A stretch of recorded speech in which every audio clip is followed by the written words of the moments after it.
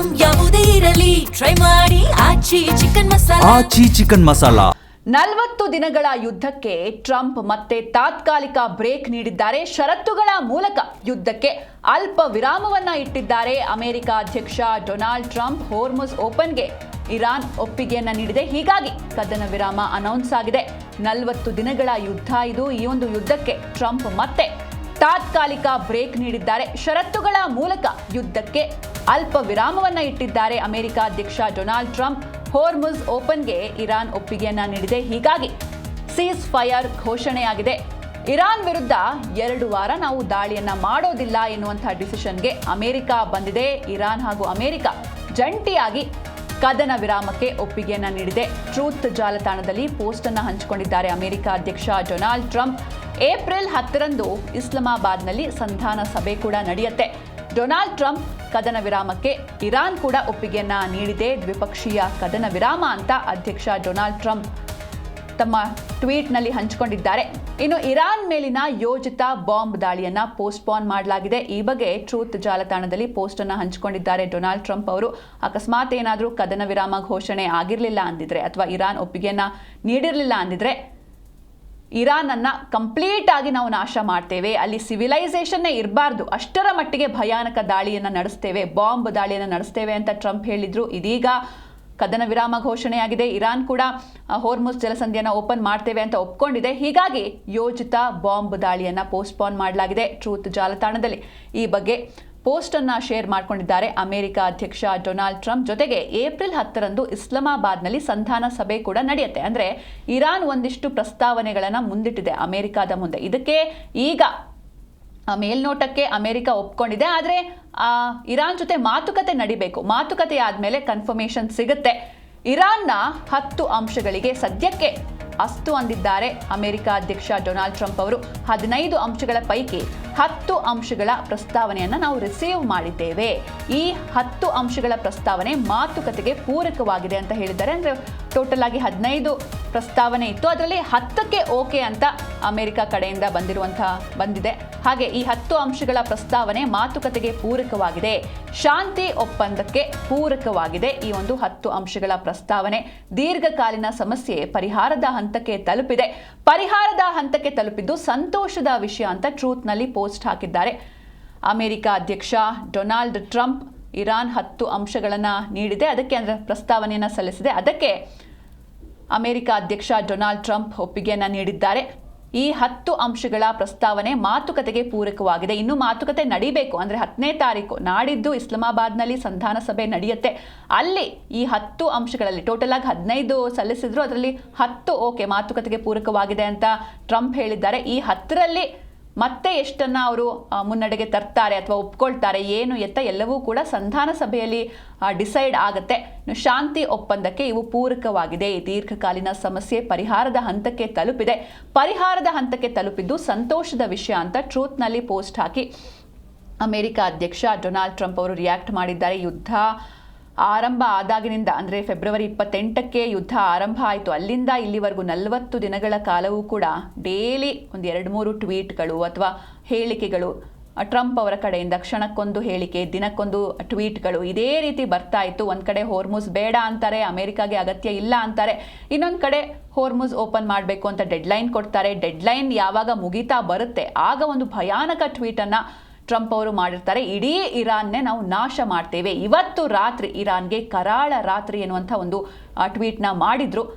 ಏನಾಗಬಹುದು, ಯಾಕಂದರೆ ಕೇವಲ ಇದು ಯಾವುದೋ ಒಂದು ಸ್ಟ್ರಾಂಗ್ ರೀಸನ್ಗೆ ನಡೀತಾ ಇರುವಂಥ ಯುದ್ಧ ಅಲ್ಲ, ಒಂದು ಪ್ರತಿಷ್ಠೆಯ ವೇದಿಕೆಯಾಗಿ ಯುದ್ಧ ಚೇಂಜ್ ಆಗಿದೆ. ಹೀಗಾಗಿ ಅಲ್ಲಿ ನಾಗರಿಕರು ಬಲಿಯಾಗ್ತಾ ಇದ್ದಾರೆ. ಶಾಲೆಗಳನ್ನು ಅಥವಾ ಈಗಾಗಲೇ ಶಾಲೆಗಳ ಮೇಲೆ, ಹಾಸ್ಪಿಟಲ್ಗಳ ಮೇಲೆ, ವಿಶ್ವವಿದ್ಯಾಲಯಗಳ ಮೇಲೆ ಅಂದರೆ ಯೂನಿವರ್ಸಿಟೀಸ್ಗಳ ಮೇಲೆ ಅಟ್ಯಾಕ್ ಆಗಿದೆ. ಈಗ ಇಡೀ ಇರಾನ್ನ ಸಿವಿಲೈಸೇಷನ್ನೇ ನಾಶ ಮಾಡ್ತೀನಿ ಅಂದರೆ ಸಂಪೂರ್ಣವಾಗಿ ಅಲ್ಲಿರುವಂತಹ ಜನರು ನಾಶ ಆಗಿ ಹೋಗ್ಬಿಡ್ತಾರೆ. ಹೀಗಾಗಿ ಏನಾಗಬಹುದು ಅಂತ ಎಲ್ಲರೂ ಕಾತುರದಿಂದ ಕಾಯ್ತಾ ಇದ್ರು, ಭಯದಿಂದ ಇದ್ರು. ಆದರೆ ಸೀಸ್ ಫೈರ್ ಘೋಷಣೆ ಆಗಿದೆ. ಇನ್ನು ಏನೆಲ್ಲ ಷರತ್ತುಗಳು, ಇರಾನ್ ಸಿದ್ಧಪಡಿಸಿರುವ 10 ಅಂಶಗಳ ಪ್ರಸ್ತಾವನೆ ಏನು ಅಂತ ನೋಡ್ತಾ ಹೋಗೋದಾದ್ರೆ, ಮೊದಲನೇದಾಗಿ ಆಕ್ರಮಣಶೀಲತೆ ಮಾಡದಿರುವಿಕೆ ಬದ್ಧತೆ, ಅಂದರೆ ಯಾವುದೇ ರೀತಿ ಅಟ್ಯಾಕ್ಗಳನ್ನ ನೀವು ಮಾಡಬಾರ್ದು ಅಂತ. ಎರಡನೇ ಷರತ್ತು ನೋಡ್ತಾ ಹೋಗೋದಾದ್ರೆ ಹೋರ್ಮುಜ್ ಮೇಲೆ ಇರಾನ್ ನಿಯಂತ್ರಣವನ್ನು ಹೊಂದಿರಬೇಕು, ಇದು ಇರಾನ್ ಮಾತ್ರ ಕಂಟ್ರೋಲ್ನ ಹೊಂದಿರಬೇಕು ಎನ್ನುವಂಥ ಕಂಡೀಷನ್ ನಂಬರ್ 2 ಇದೆ. ಇನ್ನು ಕಂಡೀಷನ್ ನಂಬರ್ 3 ನೋಡ್ತಾ ಹೋಗೋದಾದ್ರೆ ಯುರೇನಿಯಂ ಪುಷ್ಟೀಕರಣವನ್ನು ನೀವು ಸ್ವೀಕರಿಸಬೇಕು. ಯಾಕಂದರೆ ಇದೇ ವಿಚಾರವಾಗಿ ಯುದ್ಧ ಆರಂಭವಾಗಿದ್ದು. ಯುರೇನಿಯಂನ ಅವರು ಅಥವಾ ನ್ಯೂಕ್ಲಿಯರ್ ಪವರ್ನ ಇರಾನ್ ಹೊಂದಬಾರದು ಎನ್ನುವಂಥ ನಿಟ್ಟಿನಲ್ಲಿ ಯುದ್ಧ ಆರಂಭವಾಗಿತ್ತು. ನ್ಯೂಕ್ಲಿಯರ್ ಪವರ್ಗೆ ಮೇನ್ ಆಗಿ ಯೂಸ್ ಮಾಡುವಂಥ ಕೆಮಿಕಲ್ಲೇ ಯುರೇನಿಯಂ, ನ್ಯೂಕ್ಲಿಯರ್ ಬಾಂಬ್ನಲ್ಲಿ. ಹೀಗಾಗಿ ಯುರೇನಿಯಂ ಪುಷ್ಟೀಕರಣವನ್ನು ನೀವು ಸ್ವೀಕರಿಸಬೇಕು ಅಂತ ಇರಾನ್ ಹೇಳಿದೆ. ಇದಕ್ಕೆ ಯಾವ ರೀತಿ ಒಪ್ಪಿಗೆಯನ್ನು ನೀಡುತ್ತೋ ಅಮೆರಿಕ ಕಾದು ನೋಡಬೇಕಿದೆ. ಹಾಗೆ ಕಂಡೀಷನ್ ನಂಬರ್ 4 ನೋಡ್ತಾ ಹೋಗೋದಾದ್ರೆ, ಎಲ್ಲ ಪ್ರಾಥಮಿಕ ಹಾಗೂ ದ್ವಿತೀಯಕ ನಿರ್ಬಂಧಗಳನ್ನು ತೆರವುಗೊಳಿಸಬೇಕು. ಹಾಗೆ ಷರತ್ತು 5ನೇ ಷರತ್ತನ್ನ ನೋಡ್ತಾ ಹೋಗೋದಾದ್ರೆ, UN ಭದ್ರತಾ ಮಂಡಳಿ ಹಾಗೂ IEAE ನಿರ್ಣಯವನ್ನು ರದ್ದುಗೊಳಿಸಬೇಕು. ಕಂಡೀಷನ್ ನಂಬರ್ 6, ಜಲಸಂಧಿ ಆದಾಯ ಹಾಗೂ ಮೂಲ ಸೌಕರ್ಯವನ್ನು ನೀಡಬೇಕು. ಕಂಡೀಷನ್ ನಂಬರ್ 7, ಇರಾನ್ಗೆ ಯುದ್ಧದಲ್ಲಿ ಏನೆಲ್ಲ ನಷ್ಟ ಆಗಿದೆ. 40 ದಿನಗಳಲ್ಲಿ ಇರಾನ್ ಅಕ್ಷರಶಃ ಬೆಂದು ಹೋಗಿದೆ, ಸಾಕಷ್ಟು ನಷ್ಟ ಆಗಿದೆ, ಆದರೂ ಕೂಡ ಕುಗ್ಗಿಲ್ಲ, ಮತ್ತೆ ಅಟ್ಯಾಕ್ಗಳನ್ನ ಮುಂದುವರಿಸ್ತಾನೆ ಇತ್ತು. ಹೀಗಾಗಿ ಇಲ್ಲಿವರೆಗೂ ಏನೆಲ್ಲ ನಷ್ಟ ಆಗಿದೆ ಅದನ್ನು ನೀವು ಭರಿಸಬೇಕು. ಕಂಡೀಷನ್ ನಂಬರ್ 8 ನೋಡೋದಾದ್ರೆ, ಅಮೆರಿಕಾದ ಯುದ್ಧ ಪಡೆಗಳನ್ನು ನೀವು ಹಿಂಪಡಿಬೇಕು. ಯಾವೆಲ್ಲ ಈಗ ಇರಾನ್ ಮೇಲೆ ದಾಳಿಯನ್ನು ಮಾಡಿದೆ ಆ ಪಡೆಗಳನ್ನು ನೀವು ಹಿಂಪಡಿಬೇಕು. ಕಂಡೀಷನ್ ನಂಬರ್ 9, ಎಲ್ಲ ರಂಗಗಳಲ್ಲೂ ಯುದ್ಧವನ್ನು ನಿಲ್ಲಿಸಬೇಕು. ನೀವು ಎಲ್ಲ ರೀತಿಯಾಗಿ ಯುದ್ಧ ಕಂಪ್ಲೀಟ್ ಆಗಿ ನಿಲ್ಲಬೇಕು, ದಾಳಿಯನ್ನು ಮಾಡಬಾರ್ದು.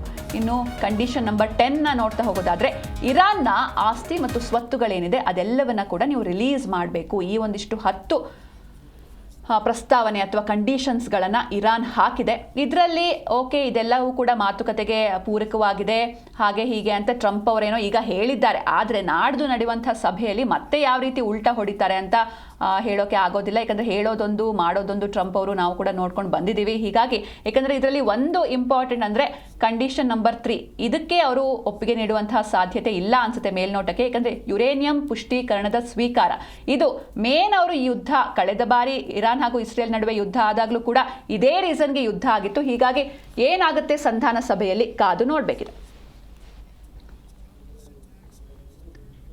ಈ ಬಗ್ಗೆ ಹೆಚ್ಚಿನ ಮಾಹಿತಿಯನ್ನು ನೀಡ್ತಾರೆ ನಮ್ಮ ಪ್ರತಿನಿಧಿ ಅನಂತ್ ರಾಮಯ್ಯ, ಲೈವ್ನಲ್ಲಿ ಜಾಯ್ನ್ ಆಗಿದ್ದಾರೆ. ಅನಂತ್, ಇನ್ನು ಸೀಸ್ ಫೈರ್ ಘೋಷಣೆ ಆಗಿದೆ ಟ್ರಂಪ್ ಕಡೆಯಿಂದ, ಎಷ್ಟರ ಮಟ್ಟಿಗೆ ಇದಕ್ಕೆ ಬದ್ಧರಾಗಿರ್ತಾರೆ? ಯಾಕಂದ್ರೆ ಟ್ರಂಪ್ ನಾವು ನೋಡಿದ್ವಿ ಹೇಳೋದೊಂದು ಮಾಡೋದೊಂದು, ಹೀಗಾಗಿ ಹೇಗೆ ಸಾಗಬಹುದು ಇದು ಮುಂದಕ್ಕೆ ಅಂತ?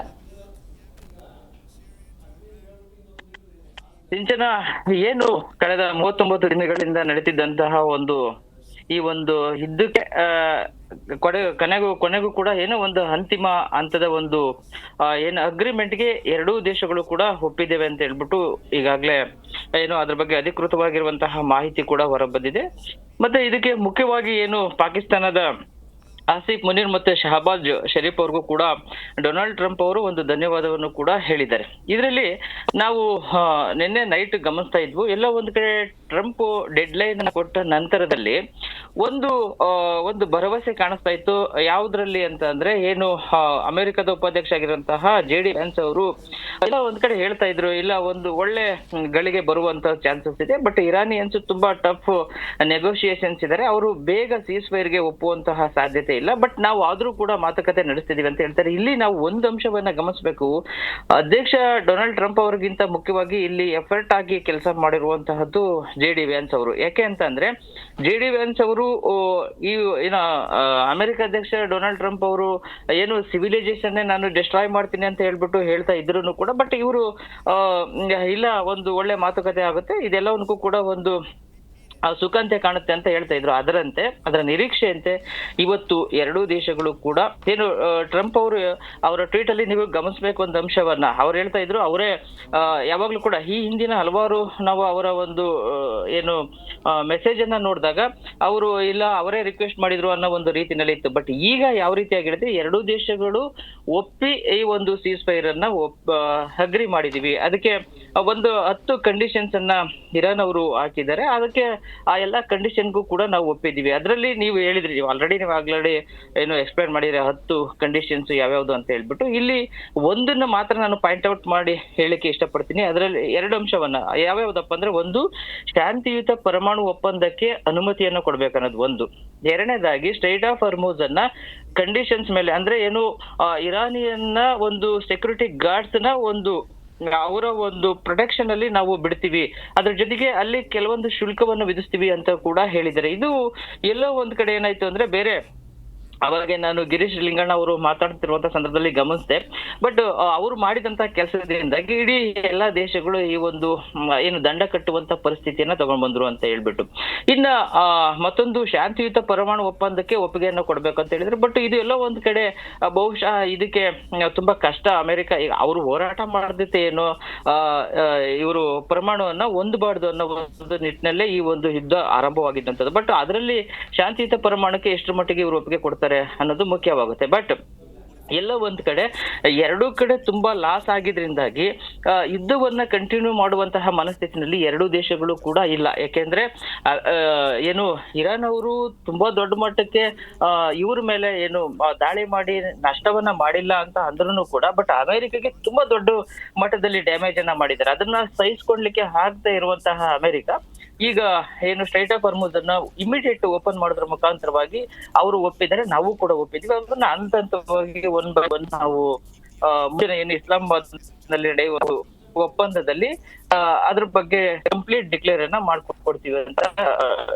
ಒಪ್ತೀವಿ ಅಂತ ಹೇಳಿದ್ದಾರೆ. ಬಟ್ ಒಂದು ಎಲ್ಲರಿಗೂ ಕೂಡ ಇಡೀ ಜಗತ್ತಿಗೆ ಒಂದು ಸಂದೇಶ ಏನಪ್ಪಾ ಅಂದ್ರೆ ಸ್ವಲ್ಪ ತಾತ್ಕಾಲಿಕವಾಗಿ ರಿಲೀಫ್ ಸಿಕ್ಕಿದೆ 2 ವಾರಗಳ ಕಾಲ. ಬಟ್ ಇದು ಅಂತಿಮವಾಗಿ ಒಂದು ಒಳ್ಳೆ ಅಂದ್ರೆ ಎಲ್ಲವನ್ನೂ ಕೂಡ ಆಯ್ತು. ಅದಕ್ಕೆ ಏನು ನೆಗೋಷಿಯೇಷನ್ ಅಲ್ಲಿ ಅವರ ಒಂದು ಡಿಮ್ಯಾಂಡ್ಸ್ ಅನ್ನು ಕೂಡ ಏನು ಫುಲ್ಫಿಲ್ ಮಾಡುವಂತ ಕೆಲಸ ನಡಿಬೇಕು. ಅದನ್ನ ಅಮೆರಿಕ ಕೂಡ ಮಾಡಿದ್ರೆ ಖಂಡಿತವಾಗೂ ಕೂಡ ಇದು ಮತ್ತೆ ಕಂಪ್ಲೀಟ್ ಸೀಸ್ ಫೈರ್ ಆಗುವಂತ ಸಾಧ್ಯತೆ. ಬಟ್ ಈಗ 2 ವಾರಕ್ಕೆ ತಾತ್ಕಾಲಿಕವಾಗಿ ರಿಲೀಫ್ ಅನ್ನ ಕೊಟ್ಟಿರುವಂತದ್ದು.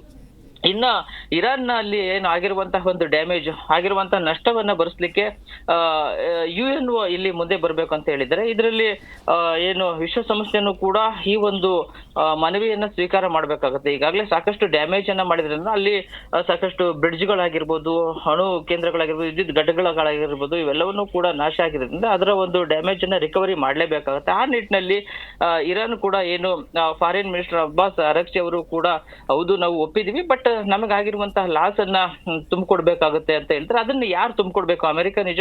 ಬಟ್ ಇವ್ರು ಹೇಳಿದ್ರು ಒನ್ ಟೈಮ್ ನಾವು ಏನೇ ಆದ್ರೂ ಕೂಡ ಏನು ಇರಾನ್ ಅನ್ನ ರೀಬಿಲ್ಡ್ ಮಾಡ್ತೀವಿ ಅಂತ ಹೇಳ್ಬಿಟ್ಟು. ಅದನ್ನ ಯಾವ ರೀತಿ ರೀಬಿಲ್ಡ್ ಮಾಡ್ತಾರೆ, ಅದಕ್ಕೆ ಸಂಬಂಧಪಟ್ಟಂತಹ ಯಾವ ರೀತಿಯಾದಂತಹ ಕಂಡೀಷನ್ಸ್ ಅನ್ನ ಹಾಕ್ತಾರೆ ಅನ್ನೋದು ಇನ್ನೂ ಕೂಡ ಗೊತ್ತಾಗ್ಬೇಕಾಗುತ್ತೆ. ಬಟ್ ಸದ್ಯದ ಮಟ್ಟಿಗೆ ಏನು 2 ವಾರಗಳ ಕಾಲ ಒಂದು ಸೀಸ್ ಫೈರ್ ಒಪ್ಪಿರುವಂತದ್ದು ಒಂದು ಅಂತಾರಾಷ್ಟ್ರೀಯ ಮಟ್ಟದಲ್ಲಿ ಒಳ್ಳೆ ಬೆಳವಣಿಗೆ ಅಂತ ಹೇಳ್ಬೋದು. ಸಿಂಚನ.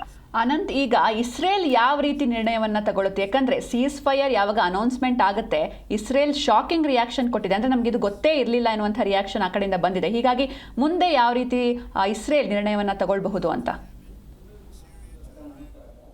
ಸಿಂಚನ. ಬಟ್ ಇಲ್ಲಿ ಇಸ್ರೇಲ್ ಅವರ ಒಂದು ನಡೆಯನ್ನ ನೋಡಿದಾಗ ಎರಡೂ ದೇಶಗಳು ಕೂಡ ಫ್ರೆಂಡ್ಲಿ ನೇಚರ್ ಇರುವಂತದ್ದು. ಬಟ್ ಇಸ್ರೇಲ್ ಅಮೆರಿಕದ ಆಶ್ರಯದಲ್ಲಿ ಇರುವಂತಹ ದೇಶ, ಮತ್ತೆ ಅಮೆರಿಕನೇ ಅವರಿಗೆ ಇಂಡೈರೆಕ್ಟ್ ಆಗಿ ಸಪೋರ್ಟ್ ಕೊಡ್ತಿದ್ದಾರೆ ಅನ್ನೋ ಒಂದು ಏನು ಸತ್ಯ ಜಗಜ್ಜಾಹೀರವಾಗಿರುವಂತದ್ದು.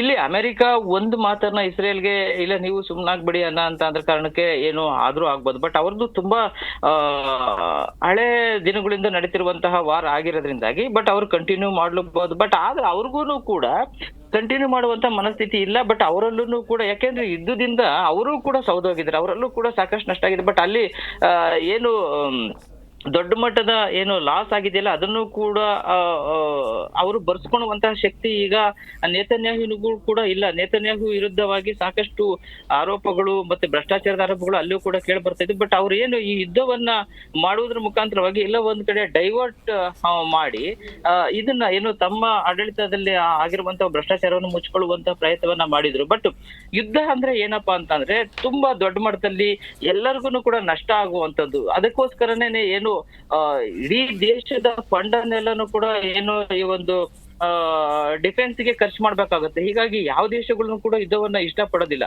ಬಟ್ ನೀವ್ ಹೇಳ್ದಂಗೆ ಇಸ್ರೇಲ್ ಕೂಡ ಏನಾದ್ರೂ ಒಂದು ವೇಳೆ ಯುದ್ಧವನ್ನ ಮುಂದುವರಿಸುತ್ತೆ ಆದ್ರೆ ಅದಕ್ಕೆ ತಕ್ಕ ಉತ್ತರವನ್ನ ಕೊಡುವಂತಹ ನಿಟ್ಟಿನಲ್ಲಿ ಇರಾನ್ಗೆ ಬೆಂಬಲವಾಗಿ ಚೀನಾ ಮತ್ತು ರಷ್ಯಾ ದೇಶಗಳು ಇದ್ದೇ ಇರ್ತವೆ. ಬಟ್ ಇದನ್ನ ಏನು ಈಗಾಗಲೇ ಏನು ವಿಶ್ವಸಂಸ್ಥೆಯಲ್ಲಿ ವಿಟೋ ಅಧಿಕಾರವನ್ನ ಬಳಸಿ ಅವರೇನು ಸ್ಟ್ರೈಟ್ ಆಫ್ ಹಾರ್ಮುಜ್ ಅನ್ನು ಫೋರ್ಸೆಬಲಿ ಓಪನ್ ಮಾಡ್ಬೇಕು ಅಂತ ಹೇಳ್ಬಿಟ್ಟು ಹೊರಟಾಗ ಅದಕ್ಕೆ ವಿಟೋ ಅಧಿಕಾರವನ್ನ ಬಳಸಿ ಅದನ್ನ ತಡೆಗಟ್ಟಿದ್ರು ರಷ್ಯಾ ಮತ್ತೆ ಚೀನಾ ದೇಶಗಳು. ಅದೇ ಇಸ್ರೇಲ್ ಅಮೆರಿಕ ನಿಂತ್ರು ಕೂಡ, ಅಮೆರಿಕ ಸ್ಟಾಪ್ ಮಾಡಿದ್ರು ಕೂಡ ನಾನು ಯುದ್ಧವನ್ನ ಮುಂದುವರಿಸ್ತೀನಿ ಅಂತ ಹೋದ್ರೆ ಅದಕ್ಕೆ ಅಂತಾರಾಷ್ಟ್ರೀಯ ಮಟ್ಟದಲ್ಲಿ ದೊಡ್ಡ ಮಟ್ಟದಲ್ಲಿ ವಿರೋಧ ವ್ಯಕ್ತ ಆಗುತ್ತೆ. ಬಟ್ ಅವರು ಈ ಸೀಸ್ ಫೈರ್ ನ ಉಲ್ಲಂಘನೆ ಮಾಡಿದ್ರೆ ಅನ್ನೋ ಕಾರಣಕ್ಕೋಸ್ಕರ ಅದನ್ನ ವಿಶ್ವಸಂಸ್ಥೆ ಕೊಂಡೊಯ್ಯುವಂತಹ ಸಾಧ್ಯತೆ ಇದೆ. ಬಟ್ ಆ ಕೆಲಸ ಮಾಡಲಬಾರ್ದು ಸೀಸ್ ಫೈರ್ ಆದಾಗ. ಬಟ್ ಬಹುಶಃ ಅಮೆರಿಕ ಅಧ್ಯಕ್ಷರ ಟ್ರಂಪ್ ಅವರ ಮಾತನ್ನ ನೇತನ್ಯಾಹು ಕೇಳೋದ್ರಿಂದಾಗಿ ಕಂಟಿನ್ಯೂ ಮಾಡುವಂತ ಸಾಧ್ಯತೆ ತುಂಬಾ ಕಡಿಮೆ ಅನ್ಸುತ್ತೆ. ಯಾಕೆಂದ್ರೆ ಅವ್ರಿಗೂ ಕೂಡ ಅದ್ರ ಒಂದು ಎಫೆಕ್ಟ್ ಗೊತ್ತಾಗಿದೆ. ಆತರ ಆಗೋ ಚಾನ್ಸಸ್ ತುಂಬಾ ಕಡಿಮೆ ಅಂತ ಅನ್ಸುತ್ತೆ ಸಿಂಚನ. ಓಕೆ, ಥ್ಯಾಂಕ್ ಯು ಅನಂತರಾಮಯ್ಯ ನಿಮ್ಮೆಲ್ಲ ಡೀಟೇಲ್ಸ್ಗಾಗಿ.